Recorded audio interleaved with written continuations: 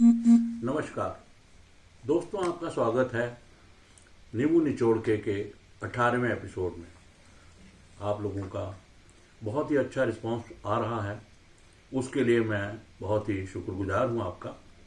और मुझे बड़े फ़ोन आ रहे हैं कि मैं लॉर्ड कृष्णा और लॉर्ड रामा की बात कर चुका हूं, लेकिन मैंने शिव जी के बारे में अब तक बिल्कुल कुछ नहीं बोला। तो दोस्तों, शिव जी के बारे में जितना कहा जाए उतना ही कम है। शिव जी को नीलकंठ भी कहा जाता है, क्योंकि कहते हैं कि जब समुद्र मंथन हुआ तो सबसे पहले उसमें से विष निकला। जैसे ही विष निकला तो सभी देवी देवता पीछे हट गए। उस वक्त देवों के देव महादेव शिव जी आगे आए और उन्होंने सारा विष पी लिया। और न सिर्फ पिया, इस ढंग से पिया कि उसको अपने गले में रख लिया, अपने कंठ में रख लिया, और उस विष से उनका सारा कंठ नीला हो गया। इसीलिए शिव जी को नीलकंठ भी कहा जाता है। दोस्तों, शिव जी को भोले भंडारी भी कहा जाता है, क्योंकि शिव जी बड़े भोले हैं। भस्मासुर आया, उनकी उपासना की और उनसे वरदान मांगा। वरदान भी मांगा क्या कि हे प्रभु, मैं जिसके सिर पर हाथ रखूं वो वहीं भस्म हो जाए। तो शिव जी इतने भोले हैं, बिना ये सोचे, बिना ये जाने कि इसके मन में क्या है, उन्होंने उसे वरदान दे दिया कि जा, जिसके सिर पर हाथ रखेगा वो वहीं भस्म हो जाएगा। भस्मासुर शिव जी के पीछे ही दौड़ पड़ा। वो पार्वती के चक्कर में था और शिव जी को मारकर पार्वती को हासिल करना चाहता था। बड़ी मुश्किल हो गई, भागे भागे फिर उन्होंने इसका इंद्रदेव को बुलाकर बड़ी मुश्किल से निवारण किया। उन्होंने एक खूबसूरत नारी का वेश धारण किया और भस्मासुर से कहा कि अगर तुम जैसे मैं नाचूंगी वैसे ही नाचोगे तो मैं तुम्हारे साथ विवाह कर दूंगी। और नाचते नाचते उसने अपने सिर पर हाथ रखा।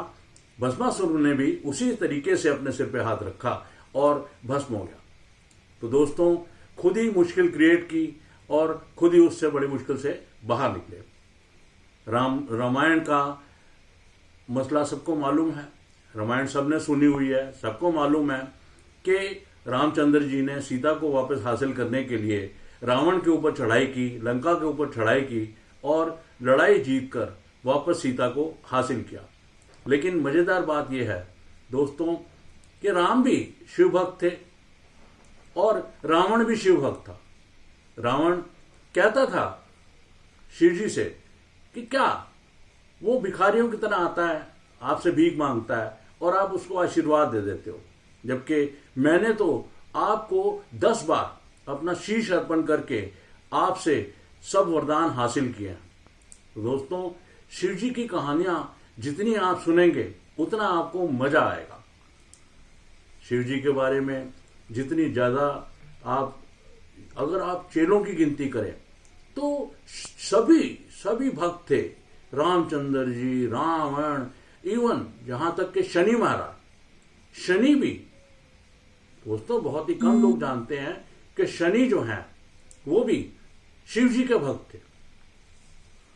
एक दिन दक्ष ने अपने यहां एक पूजा की और पूजा के हवन के लिए उसने जानबूझकर शिव जी का अपमान करने के लिए, हालांकि शिव जी उनके दामाद थे, उन्होंने शिव जी का अपमान करने के लिए शिव जी को आमंत्रित नहीं किया। पार्वती ने कहा कि चलिए, मेरे पिता का हवन हो रहा है, हम भी वहां शामिल होते हैं। शिव जी बोले नहीं, हमें वहां बुलाया नहीं गया और जहां बुलाया नहीं जाता मैं वहां नहीं जाता। पार्वती बोली आप जाओ ना जाओ, मेरे तो पिता का हवन हो रहा है, मैं तो जरूर जाऊंगी। और ये कह करके पार्वती चली गई। अब जब वो पहुंची तो सबकी आहुतियां दी जा रही थी, लेकिन दक्ष ने जानबूझकर शिव जी की नाम की कोई आहुति हवन में नहीं दी। ये देखकर पार्वती को बड़ा गुस्सा आया और पार्वती हवन कुंड में शिव जी की तरफ से आहुति के रूप में कूद गई। और हुआ क्या, पार्वती नष्ट हो गई। जब नारद ने यह समाचार आकर शिव जी को सुनाया कि ऐसे ऐसे हो गया है, तो शिव जी ने अपना तांडव किया। सारी दुनिया जानती है कि जब शिव जी तांडव करते हैं तो पूरी पृथ्वी कांपती है। और गुस्से में आकर शिव जी ने जाके दक्ष का वो जो हवन कुंड था उसको ध्वस्त कर दिया और तहस नहस कर दिया, सब खत्म कर दिया। इस बात की सजा अब उनको मिलनी थी। अब शनि महाराज जो हैं वो इस दुनिया के मुख्य प्रधान न्यायाधीश हैं। सबको कर्मों के अनुसार उनको फल देना, ये काम जो है ये तो शनि महाराज का है ही, लेकिन शिव जी उनके गुरु हैं। अब गुरु को उन्होंने सजा देनी है, अब कैसे दें? बड़ी मुश्किल एक ऐसी सिचुएशन आ गई कि जहां पर आकर के शनि भी विचलित हुए कि मैं क्या करूं।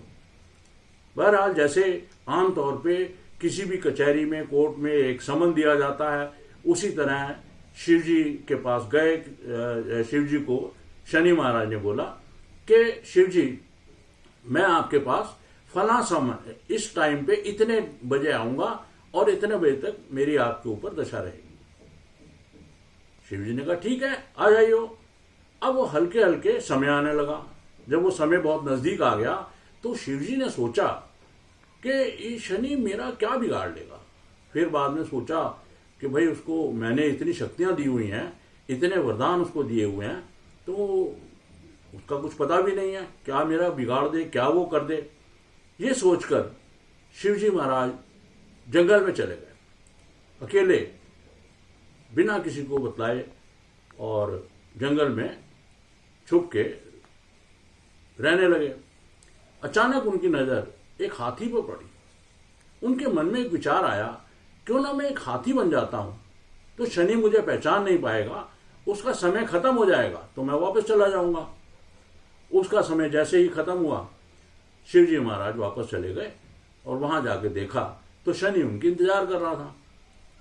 तो उन्होंने शनि से पूछा कि भाई अब तुम किस लिए रुके हो? बोला ये मैं तो आपके दर्शन करने के लिए रुका हूं। बोले वैसे तू मेरा बिगाड़ना क्या चाहता था और क्यों बिगाड़ना चाहता था? शनि बोले कि गुरुजी ऐसा है, आपने जो दक्ष का हवन विध्वंस किया था उसकी सजा तो आपको मिलनी थी। बोले तो क्या सजा देगा तू मुझे? बोला आप कहाँ गए थे? बोले मैं घूमने चला गया था। बोले फिर भी कहाँ गए थे? बोले मैं जंगल चला गया था। बोले अच्छा, आपने नंदी को भी नहीं बताया आप कहाँ गए? बोले हाँ नहीं बताया। बोले वो ऐसा कभी होता नहीं, आप बिना बताए कहीं जाते नहीं। बोले हाँ। बोले अच्छा जंगल में जाके क्या किया? बोले जंगल में बस मैं जंगल में हाथी बन गया था। बोले फिर? बोले जो तूने समय बताया था उसके बाद मैं वापस अपने रूप में आ गया और अब तेरे सामने खड़ा हूं और ऐसे मेरे साथ तू नाटकबाजी कर रहा है, क्या तू जानता नहीं? तुझे सब कुछ तो मालूम है, अब तू मेरा क्या बिगाड़ना चाहता है? शनि बोले महाराज मैंने आपका क्या बिगाड़ना है?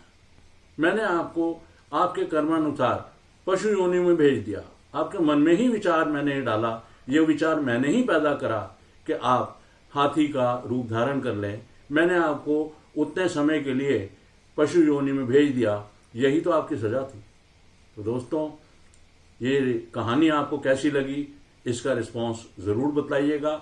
और जिस तरह से आप अब तक हमारे चैनल को सब्सक्राइब करते रहे हैं, हमें रिस्पॉन्स देते रहे हैं, उसी तरह रिस्पॉन्स देते रहिए और इस चैनल को आगे शेयर करिए और हमें अपना सहयोग देते रहिए। धन्यवाद।